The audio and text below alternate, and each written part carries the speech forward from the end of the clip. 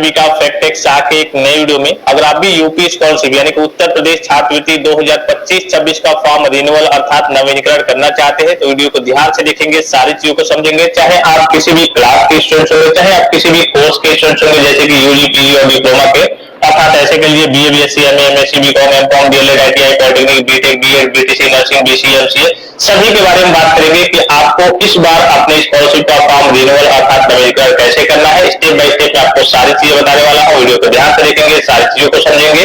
सबसे पहले आपको गूगल में जाकर के यूपी स्कॉलरशिप सर्च करना होता है। सबसे ऊपर आपको यूपी स्कॉलरशिप की ऑफिशियल वेबसाइट देखने को मिलेगी, इसी पे आपको क्लिक कर देना होता है।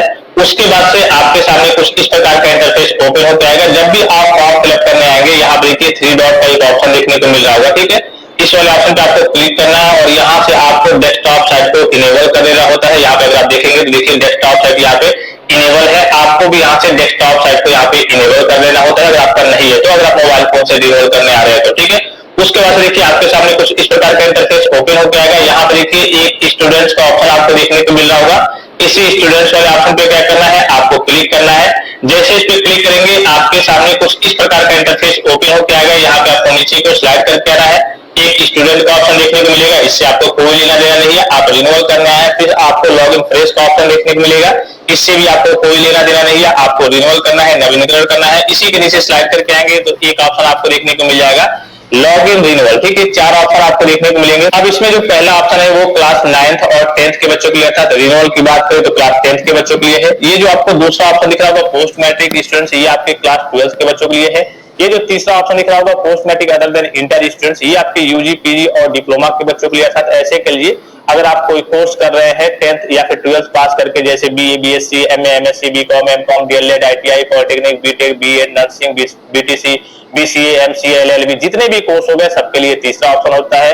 और चौथा ऑप्शन भी पोस्ट मैट्रिक के बच्चों के लिए होता है, लेकिन अदर स्टेट वाले बच्चों के लिए होता है, ठीक है। तो इस वीडियो में हम एक post matric other than inter students का लिए रिन्यूअल करने वाले हैं। आपका जो भी क्लास होगा, जो भी कोर्स होगा, उस हिसाब से आपको सिलेक्ट कर लेना है। जैसे कि ये post matric other than inter के स्टूडेंट्स है तो यहाँ पे आपको क्लिक कर देना है, आपका जो भी क्लास होगा उस हिसाब से आपको सिलेक्ट कर लेना है। उसके बाद से यहाँ देखिए तीसरे वाले ऑप्शन में आपको प्रीवियस ईयर का जो आपका स्कॉलरशिप का रजिस्ट्रेशन नंबर है उसको यहाँ पे फिलअप करना है, ओटीआर नंबर यहाँ पे फिलअप करना है। अब ये ओटीआर नंबर क्या होता है, ओटीआर यानी कि वन टाइम रजिस्ट्रेशन। ये आपका इस बार से नया रूल लाया गया है कि सभी बच्चों को एक ओटीआर का रजिस्ट्रेशन करना है। ये कंपलसरी है, ओटीआर का जो रजिस्ट्रेशन है वो कंपलसरी है सभी बच्चों के लिए। इसके बिना आपका फॉर्म लॉगिन ही नहीं हो पाएगा, ठीक है। अब ओटीआर का रजिस्ट्रेशन कैसे करना है, ये बेसिक से आपका ई केवाईसी है, जिसमें आपके आधार का ऑथेंटिकेशन होगा, आपके मोबाइल नंबर का वेरिफिकेशन वगैरह होगा। उसके बाद से जब भी आप फॉर्म फिलअप करने आएंगे तो जो बेसिक से डिटेल्स वगैरह है ऑटोमेटिकली फेच कर लिए जाएंगे। ओटीआर की वीडियो का लिंक मैं आपको इसी वीडियो के डिस्क्रिप्शन बॉक्स में सबसे ऊपर दे रहा हूं, उसको आप देख लेंगे। ओटीआर का सिंपल सा प्रोसेस है, ओटीआर कर लेंगे, उसके बाद से एक आपको ओटीआर नंबर देखने को मिलेगा, उसको आपको यहाँ पे फिलअप करना होता है, ठीक है। अगर आप वीडियो के डिस्क्रिप्शन बॉक्स में नहीं जा पा रहे हैं तो आप डायरेक्टली यूट्यूब पे सर्च कीजिए कि यूपी स्कॉलरशिप ओटीआर रजिस्ट्रेशन कैसे करें, by Fact Tech Shah channel का नाम आपको आगे लगा देना है बाय करके। वो फ्रेश और लाइव वीडियो आपको देखने को मिल जाएगा, उसको देख करके आपको ओटीआर का रजिस्ट्रेशन करना है, ओटीआर का नंबर मिल जाएगा, उसको आकर के यहाँ पे आपको फिलअप कर देना है। उसके बाद से आपको पासवर्ड फिलअप करना है और कैप्चा कोड फिलअप करके सबमिट वाले ऑप्शन पे क्लिक करना है। मान लीजिए कि आपने ओटीआर का रजिस्ट्रेशन पहले किया हुआ था, भूल गए हैं, तो यहाँ पे क्लिक करके आप नया वही जो ओटीआर का रजिस्ट्रेशन नंबर है उसको प्राप्त कर सकते हैं। अगर आपको पासवर्ड पता नहीं है, पासवर्ड भूल गए हैं, तो यहाँ पे क्लिक करके आप पासवर्ड नया पासवर्ड प्राप्त कर सकते हैं। कभी कभी वेबसाइट में प्रॉब्लम रहती है, समस्या रहती है, तो यहाँ पे पासवर्ड अगर आपको नहीं मिलता है तो कुछ दिन बाद आप ट्राई करेंगे तो आपको सारी चीजें देखने को मिल जाएगी, ठीक है। ये जो कैप्चा दिख रहा है इसको आपको यहाँ पे फिलअप करना होता है और लास्ट में सबमिट के ऑप्शन पे क्लिक करना होता है। चलिए सारी चीजों को फिलअप करके फिर मैं आगे की ओर प्रोसीड करके आपको दिखाता हूँ। अब देखिए फाइनली सारी चीजों को फिलअप किया जा चुका है। यहाँ पे सबमिट वाले ऑप्शन पे क्लिक करना है। जैसे ही सबमिट वाले ऑप्शन पे क्लिक करेंगे, अगर आपने सही तरीके से डिटेल्स वगैरह को फिलअप किया होगा तो आपका फॉर्म यहाँ पे लॉगिन हो जाएगा। आपका फॉर्म लॉगिन हो गया है, यहाँ पे आपको दिख रहा होगा। अगर आप देखेंगे तो 2025-26 का फॉर्म है और रिन्यूअल अर्थात नवीनीकरण का फॉर्म है, यानी कि इस बार का फॉर्म है। फिर उसके बाद से अब आपको करना क्या है, जैसे आप लॉगिन करेंगे ये सारे स्टेप्स आपके ग्रीन होंगे। क्या होंगे, सारे स्टेप्स आपके क्या होंगे, ग्रीन होंगे। बहुत सारे बच्चों में ये जो लास्ट वाला ऑप्शन है स्टेप 7, ये आपका ग्रीन नहीं आ रहा है, बहुत सारे बच्चों में आ रहा है, बहुत सारे बच्चों में नहीं आ रहा है। अब आपको करना क्या है, यहाँ पे 3 पैरेलल लाइन दिख रही होंगी, इस पे आपको क्लिक करना है। जैसे इस पे क्लिक करेंगे तो आपके सामने कुछ इस प्रकार का इंटरफेस ओपन होकर आएगा।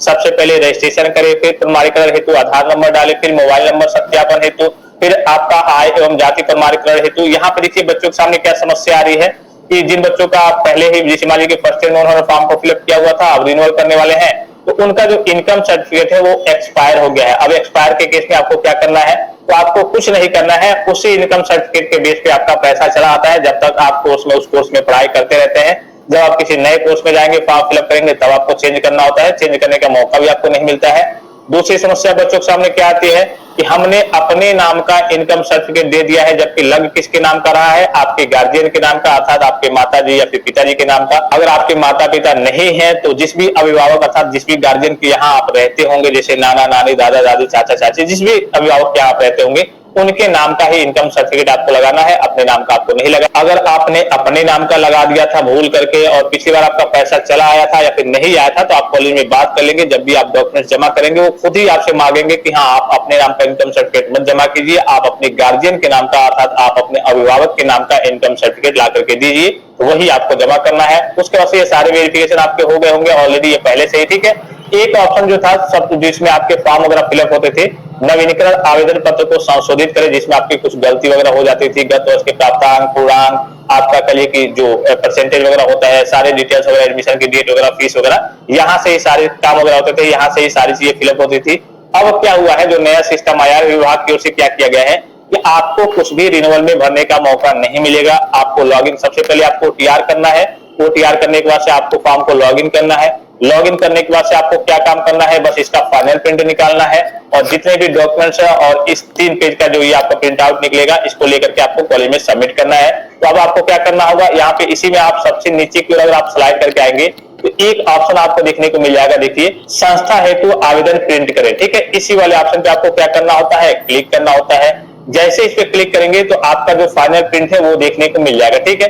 अब देखिए यहाँ पे कुछ बच्चों के सामने समस्या आ रही है इस प्रकार से कि course not logged verified by your institutions, please try again. इसका मतलब क्या है, बहुत सारे वेरिफिकेशन के काम वगैरह होते हैं जो आपके कॉलेज के द्वारा किए जाते हैं, तो अभी वहां से कुछ अप्रूवल, कुछ वेरिफिकेशन के काम वगैरह नहीं हुए हैं, जिसकी वजह से आपने तो रिन्यूअल कर दिया है लेकिन आपका फाइनल प्रिंट नहीं निकल रहा है। तो इसको लेकर के आपको घबराने की जरूरत नहीं है, कुछ दिन आप वेट कर लीजिए। जैसे ही कॉलेज के द्वारा अप्रूवल होगा, वो कॉलेज से आपको नोटिस भी जारी कर देंगे, जिस भी यूनिवर्सिटी कॉलेज के आप स्टूडेंट्स होंगे वहां से नोटिस जारी हो जाएगा कि हाँ, आपका अप्रूवल हो गया है, वेरिफिकेशन हो गया है, अब सभी बच्चे अपना फाइनल प्रिंट वगैरह निकाल लीजिए।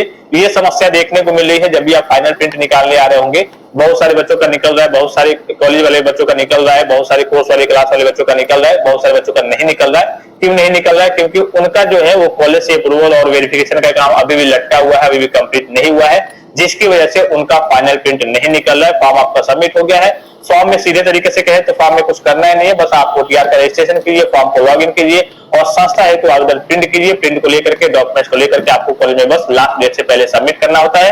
तो अगर आपका फाइनल प्रिंट नहीं निकल रहा है, इस प्रकार से समस्या अगर आपको देखने को मिल रही है, तो आपको घबराने की जरूरत नहीं है, कुछ दिन आप वेट कर लीजिए। जैसे ही कॉलेज आपका अप्रूवल हो जाएगा, उसके बाद से आपका फाइनल प्रिंट निकलना स्टार्ट हो जाएगा। जैसे ही फाइनल प्रिंट निकलता है, 3 पेज का ये आपका फाइनल प्रिंट निकलेगा और आपके जितने भी इसी में नीचे तीसरे पेज में आपके सभी डॉक्यूमेंट्स लिखे होंगे कि आपको क्या क्या चीजें जमा करनी है, उसको लेकर के आपको लास्ट डेट से पहले कॉलेज में सबमिट करना होता है। जैसे आप कॉलेज में सबमिट करेंगे, सारी डिटेल्स वगैरह सारी चीजें आपके कॉलेज के द्वारा फिलअप की जाएगी, कॉलेज के द्वारा वेरीफाई की जाएगी। उसके बाद से वेरिफिकेशन करके कॉलेज लेवल से आपका फॉर्म डीडब्ल्यू लेवल पे यानी कि समाज कल्याण ऑफिस को फॉरवर्ड किया जाएगा और वहां से फिर से आपका वेरिफिकेशन वगैरह चलेगा। तो इस बार के रिन्यूअल का प्रोसेस आपका यही है कि आपको कुछ करना ही नहीं है, सिंपल सा प्रोसेस है, इजी सा प्रोसेस है, मैंने आपको बता दिया। और किसी प्रकार का संदेह हो, कोई भी जानकारी चाहिए तो आप कमेंट बॉक्स में कमेंट करके पूछ सकते हैं। फिलहाल इस वीडियो में इतना ही, इजाजत दीजिए, धन्यवाद, थैंक्स फॉर वॉचिंग, मिलते हैं नेक्स्ट वीडियो में।